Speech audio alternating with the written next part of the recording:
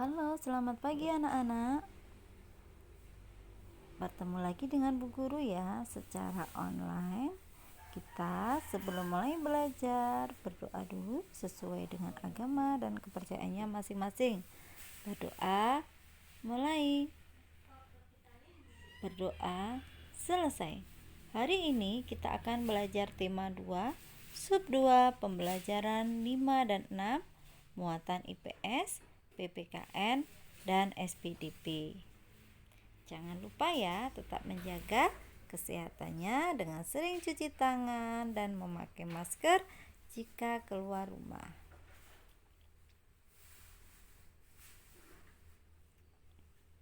Kita akan belajar muatan IPS, pemanfaatan sumber daya alam. Masih ingat ya, apa itu sumber daya alam?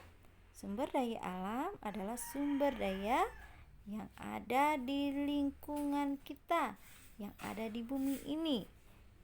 Nah, sumber daya alam dimanfaatkan untuk membantu kegiatan manusia.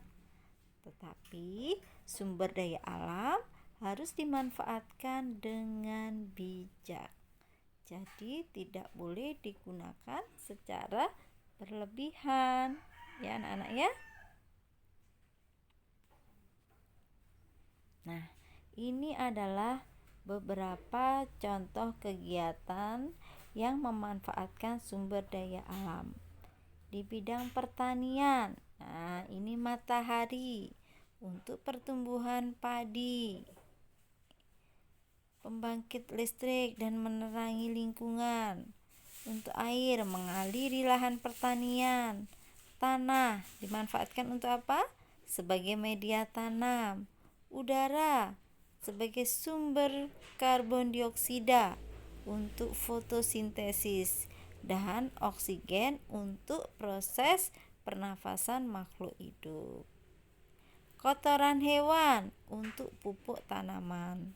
Kerbau sebagai bahan makanan, juga sebagai sumber tenaga bagi para petani. Untuk apa anak-anak? Untuk membajak sawah. Terus kayu dimanfaatkan untuk bahan pembuatan anyaman, tempat penggiringan ikan. Ini contoh kegiatannya pembuatan ikan asin ya. Garam untuk mengawetkan ikan. Panas matahari untuk mengeringkan ikan asin. Kegiatan pembuatan pakaian, kapas, bahan baku pembuatan kain dan benang. Jadi kain dan benang itu bahan bakunya adalah kapas. Logam sebagai bahan baku pembuatan jarum, gunting, meja jahit ya.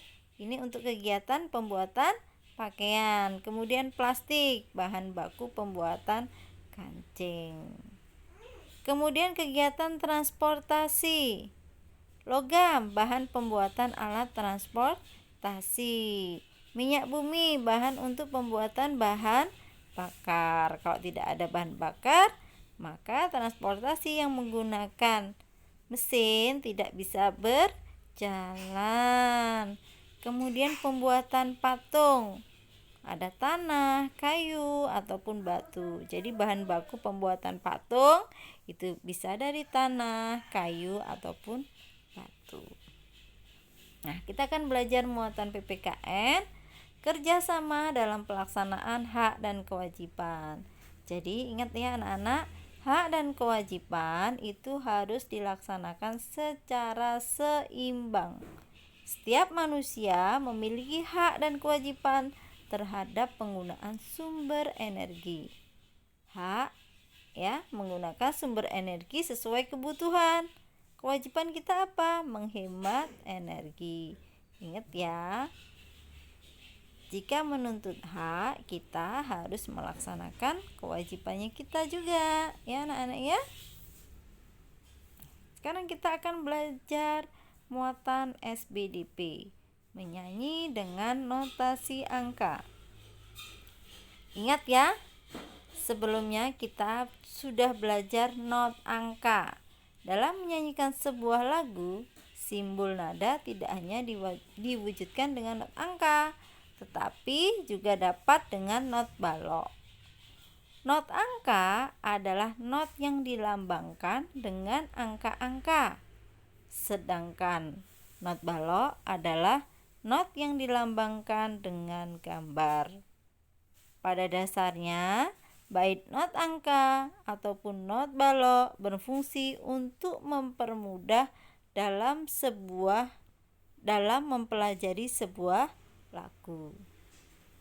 Pola irama dan ketukan. Irama, apa yang dimaksud dengan irama? Irama adalah rangkaian bunyi yang teratur. Pola irama adalah panjang pendeknya bunyi sebuah lagu.